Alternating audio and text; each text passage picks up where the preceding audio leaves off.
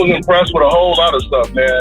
I mean, first of all, when you step up in competition, it's hard to look that dominant. Usually when people step up in competition, you know, it's a close tooth and nail type of affair.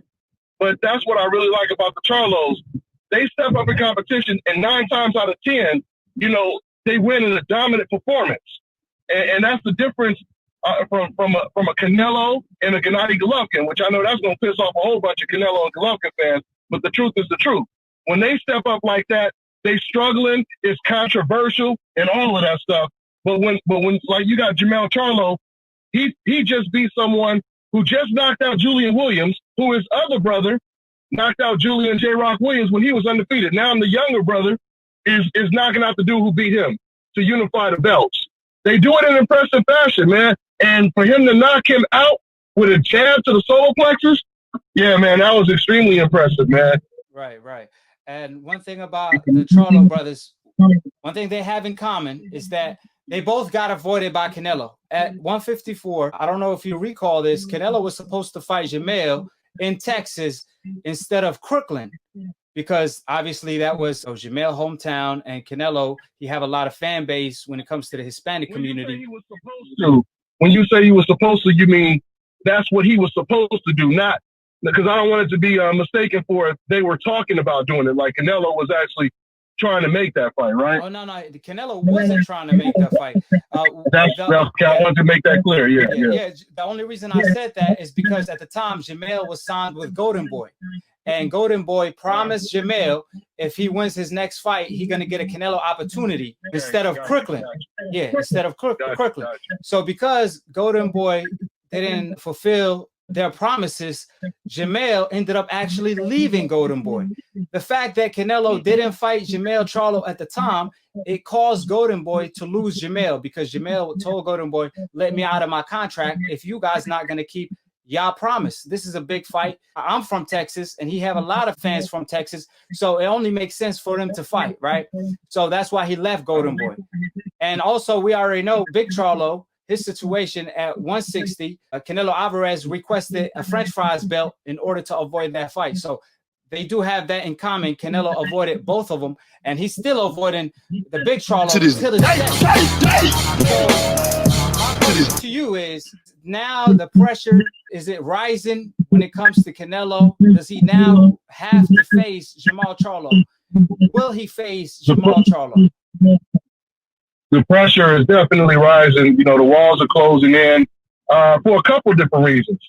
Like I just said in the video I just dropped, I think it will be wise, even though it's a gamble, but it will be wise for Jermall to either go after, if he can't get Canelo right now, either unify and go after Andre, or hop up to 168, because he already said he wanted that fight, and fight the baddest man at 168, which is David Benavidez.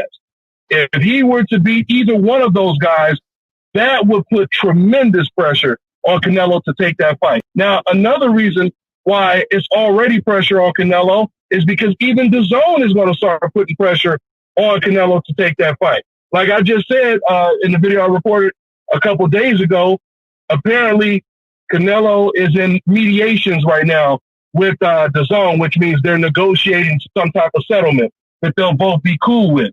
And in that situation, the DAZN, surprisingly, they want to now give Canelo $20 million a fight instead of $35 million, and then they're gonna give him a percentage of, you know, the DAZN buys, basically, like pay-per-view buys. So when it comes to, you know, new subscribers, so what that implies is DAZN is basically telling Canelo, if you want to make more money, first of all, we made a mistake giving you the money we gave you, because we thought you was going to be bringing in some ridiculous numbers like Floyd Mayweather, and that didn't happen. So now you're going to have to show and prove if you want something even close to 35 million or even close to 30 million, because he probably still ain't going to even get 30 million now. So that's where more pressure comes in. Now, whoever he's working with is going to be forcing him. And even if he leaves the zone and he wants to make serious money, yeah, he's going to have to get in there with somebody like Jermall. So for now, though, all Jermall has to do is keep winning. The fact that Jermall keeps winning and he looks more and more impressive, that is another thing that continues to put pressure on Canelo Alvarez. Right. Speaking of You know, to all of the fans, check out the video Dante dropped on DAZN when it comes to Canelo Alvarez. It was a great video. Dante dropped a lot of jewels, so I'm gonna leave it in the comment section below after the live is over.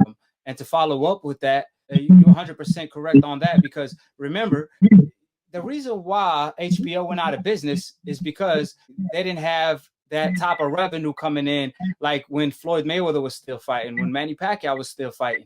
So if Canelo couldn't save HBO, even though he fought Gennady Golovkin the first time on HBO, and they promoted that fight like it was one of the biggest fights of all time, right? So they put that narrative out there. So if Canelo was such a star, he would have saved HBO. One thing for sure that we do know, if Floyd Mayweather, let's say Floyd Mayweather was 29 years old after he beat Oscar and he's fighting on HBO would not have left the boxing game, right? But it shows you that Canelo don't have that type of a star power due to the fact that he's not fighting the guys he's supposed to fight, like the Jermall Charlos of the world, which is leaving a bad taste in a lot of people's mouth. So DAZN definitely made a huge miscalculation, because if he was going to bring DAZN to life, he would have saved HBO. So them giving him $32 million guarantee to fight, that was a huge miscalculation on their behalf. So we'll see what happens with that. Now, when it's Canelo, they always say, oh, who have he fought? Who have he beat?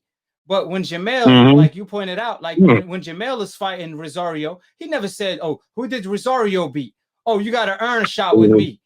He went on and fought him, you know what I'm saying, and put on a hell of a performance. In order to be great, you got to challenge yourself against the best. And in the sport of boxing, the best must fight the best. So this is one step forward in the sport of boxing. So hopefully they continue doing that. Any closing thoughts on, you know, both of the Charlo brothers and their pound for pound status, and just your take overall? I mean, same thing. I mean, Jermell, you know, he cracked the top 10, and just to add on to what you just said, you know, they're making their moves. They're basically walking it like they talk it, you know, the Charlos. They're doing things that Canelo and people like Golovkin are not willing to do themselves. You know, like you said, being in the division, going after a tough, strong, dangerous champion in your own division, to once again reiterate what you just said, the fact that, you know, he didn't use any excuses like, oh, don't nobody know who he is or whatever. But once again, we also have to remember these are excuses that Canelo fans use that Canelo himself is not even using, which shows you that even Canelo fans themselves are afraid, you know, of him possibly getting in the ring with them type of cats. But they just have to keep winning, man. When you're the most avoided fighter or one of the boogeymen in the division, you just got to keep winning. Eventually, these cats are going to have to come see you, or they're going to start declining while you're still, you know, ascending. That's kind of like what we're seeing right now. And it's like a little bit of that type of shift right now. Right now, you know, Canelo, he's on a decline just because of his situation with DAZN, his selection of opponents. His own team is not even happy with his selection of opponents. And this is just giving the Charlo brothers more of an opportunity to shine. Right. So we're going to see them continue to grow and get bigger and bigger, you know, and I'll just leave it at that. Yeah, and to add on to that, see, perception is everything. And even Canelo fans know the truth deep inside, because they want to tell us one thing online, but deep inside they know the truth. Deep inside they know these two brothers are cut from a different cloth. So, you know, when it comes to Floyd Mayweather, for example, he always fought the best. The reason why he became a superstar in the game is because every time they pointed out a fighter in his pretty boy stage, he fought that guy right away. You all could go back to the Brian Kinney interviews. On the other hand, Canelo Alvarez, you know, every time we pointed out a fighter, he ended up avoiding him.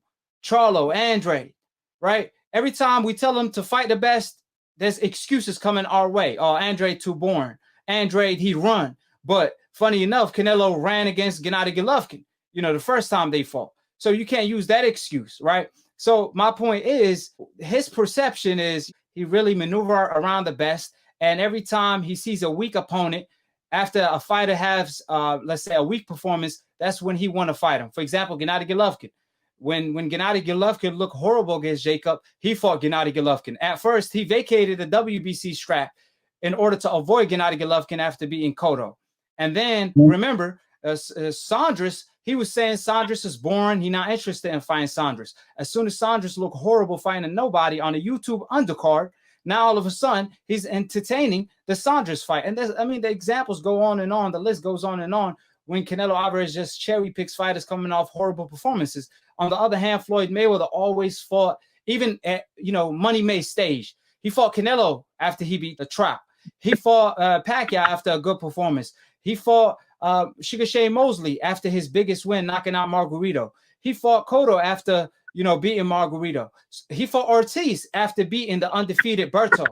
That's what made Floyd Mayweather a star, right? But the issue when it comes to Canelo Alvarez and DAZN, like you said earlier, they don't have guys like new media working for them that's going to ask Canelo Alvarez the tough questions.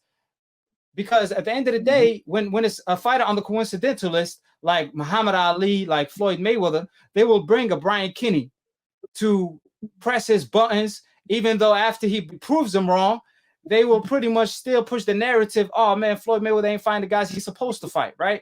Meanwhile, Canelo is actually avoiding the best, and you have a guy like Max Kellerman, when he interviews him, instead of asking him the tough questions, he will lie to the public and say, yo, Canelo, you're known for fighting the best. When he's avoiding Andre and Charlo to this day. So, his stock started falling due to that. People lie, women lie, numbers don't lie. And that's why his numbers in DAZN is declining, just like they did with HBO. And this is something you always preach from day one. You always been preaching the whole truth from day one. So shout out to you, my brother, because like I said, I got much respect for you, because all of these experts, all of these analysts, none of these cats tell the whole truth in the boxing media. Everybody have an agenda. Everybody seems to be biased. But when it comes to you, Dante, you stand out of the bunch. You're the one and only pretty much telling the whole truth. And that's why you got the biggest platform on YouTube, which is the new wave when it comes to boxing. Hey, man. Good looking out, dog. And I'll just say this.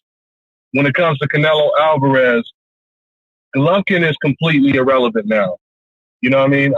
They jumped on the bandwagon extremely early. It's just crazy when you just go back. It was only a couple of years ago. It feels like it was 10, 15 years ago.